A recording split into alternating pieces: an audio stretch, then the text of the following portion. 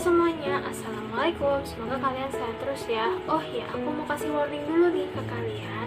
Aku angkat tema ini bukan semata-mata untuk kalian bisa self-diagnose. No, bukan itu. Aku angkat tema ini agar kalian lebih aware sama kesehatan mental kalian.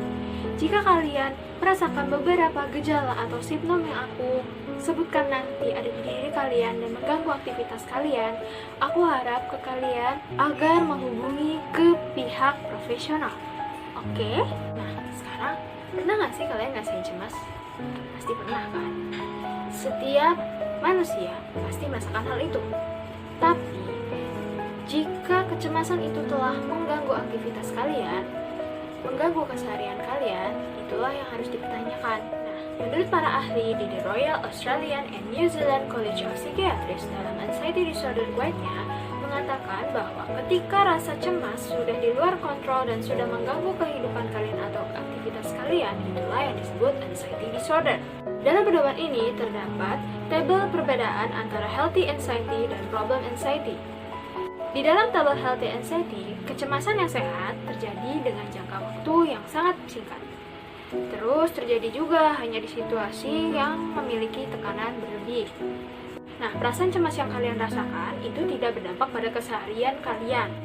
Dan objek khawatirnya pun jelas. Menurut tabel, kecemasan dikatakan bermasalah ketika terjadi selama beberapa bulan atau tahun, tidak selalu berhubungan dengan situasi stres atau situasi yang tertekan, kemudian sering merasa cemas, lalu cemasnya itu dapat menghentikan aktivitas keseharian kalian, dan objek yang dikhawatirkan itu tidak jelas atau bias. Nah, menurut para ahli di The Royal Australian and New Zealand College of Psychiatrists dan Anxiety Disorder Guide-nya menyatakan bahwa gejala dan tanda seseorang mengalami anxiety disorder itu ketika mereka selalu merasakan panik atau panic attack, masalah pernafasan, merasakan debaran jantung yang sangat cepat, dan merasa nyeri pada dada, kemudian merasakan pusing, gemeteran, atau sakit, lalu muka memerah, dan keringetan, serta merasakan kesusahan dalam berpikir jernih dan konsentrasi. Nah, menurut para ahlinya, bahwa seseorang yang mempunyai gangguan kecemasan akan merasakan kekhawatiran yang sangat kuat. Nah, mereka juga sangat merasakan cemas daripada orang-orang yang berada di situasi yang sama.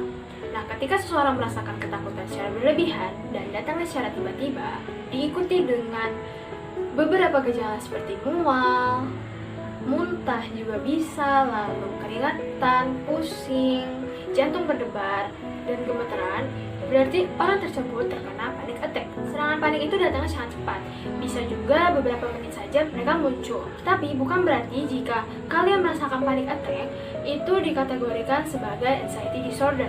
Namun, jika kalian merasakan panik yang berlebihan tersebut secara terus-menerus dan mengganggu aktivitas kalian, berarti kalian membutuhkan bantuan tenaga ahli, guys. Nah, siapa aja sih yang dapat terkena anxiety disorder? Semua orang bisa.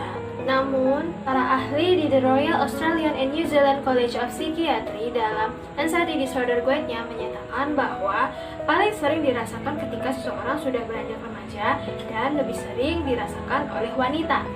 Kenapa sih? Karena menurut Sandrock, masa remaja merupakan masa transisi dari masa kanak-kanak ke masa dewasa. Pada masa transisi tersebut, terjadinya perubahan biologis, emosional, kognitif, sehingga akibatkan masalah akan sering muncul pada usia remaja. Menurut Harlock dan Sandrock, masa remaja itu ada remaja awal, remaja madya, dan remaja akhir.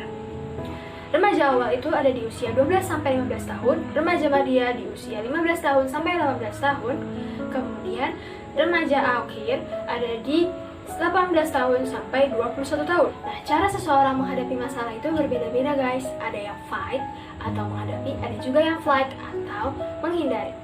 Nah, seseorang yang menghindari itu cenderung akan merasakan ketakutan akan kegagalan dan ketakutan akan perasaan mereka bahwa mereka itu tuh tidak cukup baik dibandingkan orang-orang yang di sekitarnya.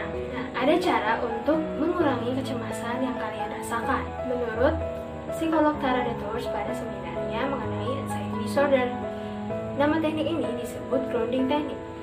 Grounding teknik pada intinya merupakan mengembalikan gejala tubuh pada fungsi yang normal. Grounding teknik itu terbagi menjadi dua guys, ada counter, ada accept. Counter itu kita harus berpikir positif, berpikir dengan secara logis, lalu melihat secara realita. Di accept itu ada accepting, let go, appreciation, kemudian fully notice. Maksudnya adalah kita itu harus menerima apa yang telah terjadi di diri kita, apa yang terjadi di kehidupan kita secara berlapang dada. Kemudian kita juga menghilangkan pikiran-pikiran negatif yang ada di pikiran kita dan apresiasi diri kalian sebagai penghargaan diri kalian guys. Sekian penjelasan dari aku mengenai anxiety disorder. Aku harap ke kalian tidak menjadi acuan sebagai self diagnose ya guys. Tidak, aku tekankan sekali lagi ke kalian, aku buat tema ini untuk kalian lebih aware atau lebih peduli tentang kesehatan mental kalian ya guys. Oke? Jika kalian telah merasakan gejala-gejala yang telah aku sebutkan tadi itu di diri kalian dan sudah mengganggu aktivitas kalian, nah aku harap kalian segera hubungi ke pihak yang profesional, entah itu psikolog atau psikiater. Oh iya, jika kalian ingin pergi keluar rumah, jangan lupa protokol kesehatannya ya guys. Dadah!